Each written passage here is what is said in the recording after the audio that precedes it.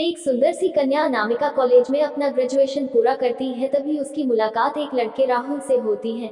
राहुल भी बहुत स्मार्ट और माता पिता का आज्ञाकारी बेटा है। दोनों एक दूसरे को पसंद करने लगते हैं। दोनों का ग्रेजुएशन पूरा होता है। राहुल अपने शहर में जॉब करने लगता है और लड़की भी एक अच्छी जॉब कर रही है। दोनों ने निर्णय लिया कि अब माता पिता से शादी की बात करने का वक्त आ गया है, लेकिन परेशानी यह है कि दोनों की कास्ट अलग अलग है। अनामिका ब्राह्मण है और राहुल राजपूत।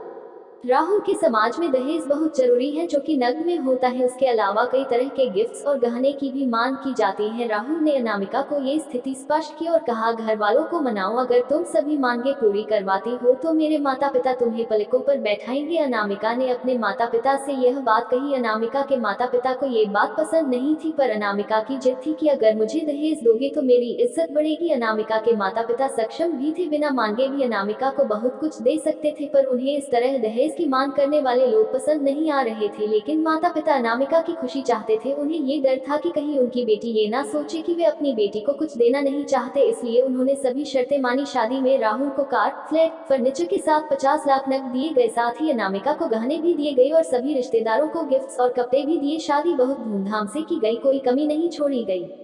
अनामिका को मन ही मन ये गुमान था कि कास्ट अलग होने के बावजूद माता पिता ने उसकी शादी ससुराल के हिसाब से की। अनामिका को विश्वास था कि उसे बेटी बनाकर रखा जाएगा, उसे वही प्यार दिया जाएगा जो उसके माता पिता ने दिया, क्योंकि उसने अपने ससुराल का मान रखा है। अनामिका ने अपने घर से ससुराल विदा ली। ब्राह्मण कन्या राजपूत घर की बहू बनी। ससुराल में बहुत ज्यादा पर्दा प्रथा थी। बहू को मनचाहा खाने तक की स्वतंत्रता नहीं थी। कितनी भी भूख क्यों ना हो, घर की बहू सबके खाने के बाद ही खाएगी, यहाँ तक कि उसे घर के पुरुषों के सामने बैठने तक की इजाजत नहीं थी। अनामिका ने इस बात पर ऐतराज दिखाया, पर उसकी किसी ने न सुनी। राहुल ने भी यह बोलकर मुंह फेर लिया कि यह तो परंपरा है। अनामिका को जो गुमान था वो धरा के धरा रह गया। उसे अपने माता पिता की बात याद आई। जब उन्होंने समझाया था तो वह उनसे बहुत लड़ी थी। उसने ससुराल में बात करने का फैसला किया। अनामिका ने अपने सास, ससुर और पति से बात की, लेकिन उन्होंने नहीं सुनी और उसे बहुत बेरहमी से पिटा गया। अनामिका ने कभी ऐसा व्यवहार नहीं देखा था। उसे जिस लाए हुए दहेज पर घमंड था वह चूर चूर हो गया था। अनामिका को माता पिता से बात करने भी शर्म महसूस हो रही थी और इसी कश्मकश में एक दिन अनामिका ने अपने आप को खत्म कर दिया। माता पिता को जब ये पता चला तो उन्हें अपनी गलती का एहसास हुआ कि वक्त रहते समझा होता तो बेटी साथ होती। जो लोग दहेज पर बेटे की शादी करते हैं उनकी सोच हर तरह से छोटी होती है। जो बेटे को नीलाम कर सकते हैं वो किसी और की बेटी को कैसे अपनी बेटी बना सकते थे।